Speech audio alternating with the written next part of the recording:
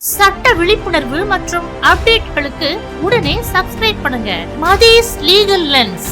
இந்த வீடியோவை மறக்காம உங்க நண்பர்களுக்கு ஷேர் செய்யுங்க. சரி, இப்போ ஒரு பவர் ஆஃப் அட்டர்னி எழுதி கொடுத்து அதை ரெஜிஸ்டர் பண்ணதுக்கு அப்புறமேட்டு அதுல இருக்க ஸ்பெசிபிக்கான சில அதிகாரங்களை மட்டும் எழுதி கொடுத்த நினைச்சா மாத்த முடியுமா, இல்ல அதுக்கு திரும்ப தனியா பவர் ஆஃப் அட்டர்னி எழுதணுமா? பவர் ஆஃப் அட்டர்னின்னு இல்ல, நீங்க ஏதாவது ஒரு டாக்குமெண்ட் ரெஜிஸ்டர் பண்றீங்க அப்படின்னா அதோட சாராம்சம் மாறாம உங்களால எந்த இதை வேணாலும் மாத்திக்க முடியும், திருத்திக்க முடியும். ஆனா அந்த டீடோட சாராம்சம் மாறக்கூடாது. பர்பஸ் ஆஃப் தட் இன்ஸ்ட்ருமெண்ட் எப்பவுமே சேஞ்ச் ஆகக்கூடாது.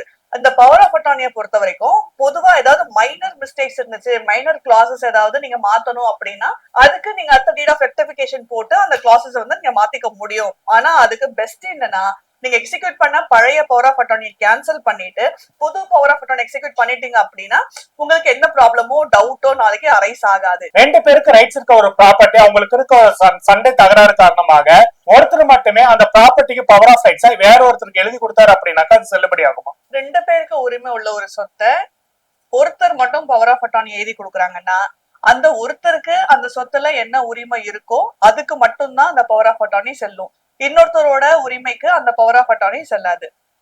அண்ட் என்ன பர்பஸ்க்காக எழுதி கொடுக்குறாங்களோ அந்த பர்பஸ் அவரோட ரைட்ஸ்ல மட்டும்தான் கவர் ஆகும். என்டையர் ப்ராப்பர்ட்டிக்கு அந்த பவர் ஆஃப் அட்டார்னி செல்லாது. ஒரு பவர் ஆஃப் அட்டார்னி எழுதி கொடுத்ததுக்கு அப்புறமேட்டு அது எழுதி கொடுத்தவரோட மனநிலை பாதிக்கப்பட்டுச்சு அப்படின்னாக்கா அந்த பவர் ஆஃப் அட்டார்னி செல்லுமா? பவர் ஆஃப் அட்டார்னி எழுதி கொடுத்த பிரின்சிபல் அவருக்கு உடல்நல சார்ந்து ஏதாவது ஒரு பிரச்சனை வந்துச்சு, அவரால் சுயமா சிந்திக்க முடியாத அளவு அவர் கஷ்டப்படுறாரு அப்படின்னா அந்த சமயத்துல அவர் எழுதி கொடுத்த பவர் ஆஃப் அட்டார்னிக்கு இன்வாலிட் ஆயிடும், செல்லாது. அதுக்காகத்தான் டியூரபிள் பவர் ஆஃப் அட்டார்னின்னு இருக்கு. பட் ஆனா இந்த மாதிரி நீங்க எக்ஸிக்யூட் பண்ற பவர் ஆஃப் அட்டார்னிஸ்ல நிறைய ஏமாத்துறதுக்கான வாய்ப்புகள் இருக்கு.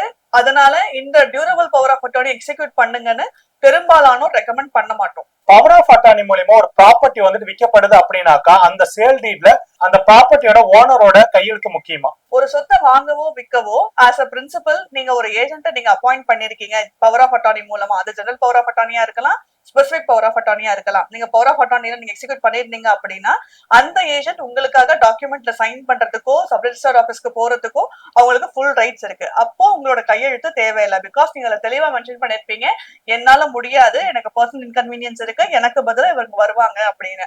சோ உங்களோட கையெழுத்து அவசியம் இல்லை. இப்போ ஒரு பவர் ஆஃப் அட்டார்னி எழுதி கொடுத்தவர் இறந்துட்டாரு அப்படின்னாக்கா அதுக்கு அப்புறமேட்டு அந்த பவர் ஆஃப் அட்டார்னி பயன்படுத்துறாங்க அப்படின்னாக்கா என்னென்ன மாதிரியான சட்ட பிரச்சனைகள் வரும்? பவர் ஆஃப் அட்டார்னி எழுதி கொடுத்த பிரின்சிபல் இறந்துட்டாலே அந்த பவர் ஆஃப் அட்டார்னி இன்வாலிட் ஆயிடும், செல்லாது. ஒருவேளை இறந்ததை மறைச்சு இன்னும் அந்த பவர் ஆஃப் அட்டார்னி மூலமா அந்த ஏஜென்ட் அவங்களோட கடமைகளை செஞ்சுட்டு இருந்தாங்க அப்படின்னா அது மோசடி அப்படிங்கிற ஒரு அஃபென்ஸ்ல சேரும். சோ எழுதி கொடுத்த பிரின்சிபல் இறந்துட்டானாலே அந்த பவர் ஆஃப் அட்டார்னிக்கு எந்த ஒரு வேலிடிட்டியும் இல்ல, அதை நம்பி யாரும் எந்த செயலும் செய்யக்கூடாது. அப்படி செஞ்சா அது அஃபென்ஸ். அப்படி அந்த பவர் ஆஃப் அட்டார்னியை யூஸ் பண்ணி ஏதாவது நடந்திருந்தது அப்படின்னா ஏமாத்தப்பட்டவங்க தாராளமா போலீஸ்ல கம்ப்ளைண்ட் கொடுக்க முடியும், கோர்ட்ல கேஸும் ஃபைல் பண்ண முடியும். அவங்களோட உரிமையை கோர்ட்டும் போலீஸ் ஸ்டேஷனும் பாத்துக்கும். இறந்தவரோட பவர் ஆஃப் அட்டார்னியை வச்சு ஏதாவது ஒரு சொத்தை வித்திருக்காங்க அப்படின்னா அந்த சொத்து டிஃபெக்டிவ் டைட்டில்ல வரும். பிகாஸ் ஒருத்தர் இறந்துட்டாங்கன்னாலே அவங்களோட லீகல் ஹேர்ஸ் தாராளமா ஒருவேளை உயிலோ அப்படி செட்டில்மெண்ட்டோ அப்படி எழுதாத பட்சத்துல அவங்களோட லீகல் ஹேர்ஸ் ஆட்டோமேட்டிக்கா அவங்களோட சொத்துக்கு உரிமையாளர் ஆவாங்க. சோ இறந்தவங்களுக்கு பதிலா அவங்களோட வாரிசு அந்த சேல் டீட்ல பத்திரத்துல சைன் பண்ணி ஆகணும். அந்த லீகல் ஹேர்ஸ் சைன் பண்ணலைன்னா அந்த பத்திரமே செல்லாது, டிஃபெக்டிவ் டீடுன்னு சொல்லுவோம். சோ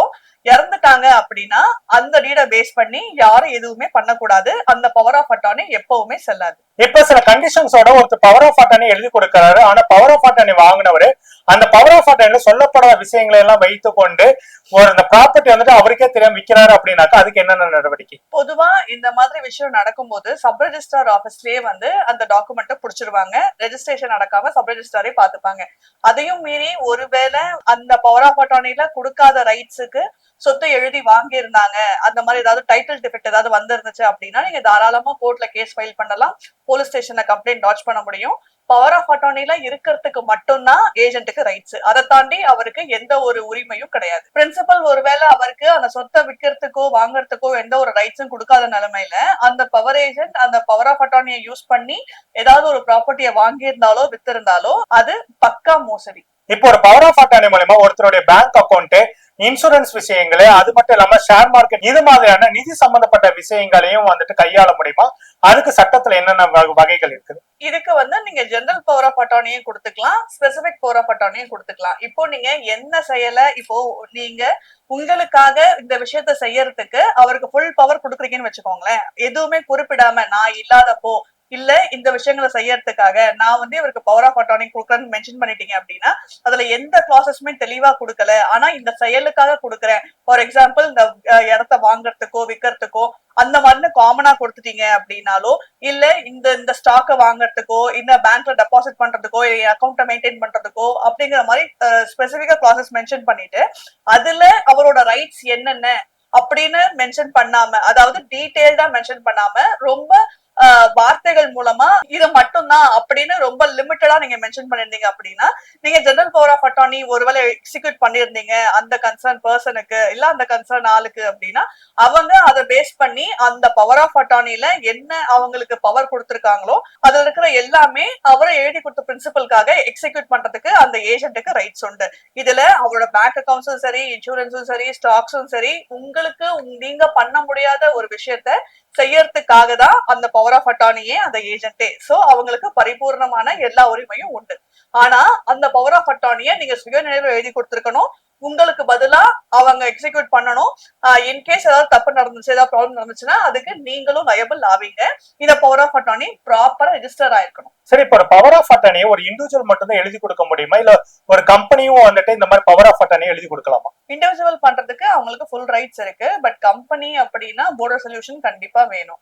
இல்ல பார்ட்னர்ஷிப் ஃபார்ம்னாலும் உங்களுக்கு போர்ட் ரெசல்யூஷன் வேணும். சரி, இப்போ ஒரு கம்பெனியா இருக்கட்டும், இல்ல அந்த கம்பெனியோட மேனேஜ்மெண்ட் குரூப்பா இருக்கட்டும், அந்த கம்பெனிக்கு ஏற்பட்ட நெருக்கடிகளை தவிர்க்கிறதுக்காக வேற ஒருத்தருக்கோ இல்ல வேற ஒரு நிறுவனத்துக்கோ பவர் ஆஃப் அட்டார்னி கொடுக்க முடியுமா? அதுக்கு என்னென்ன வழிவகைகள் சட்டத்துல இருக்குது?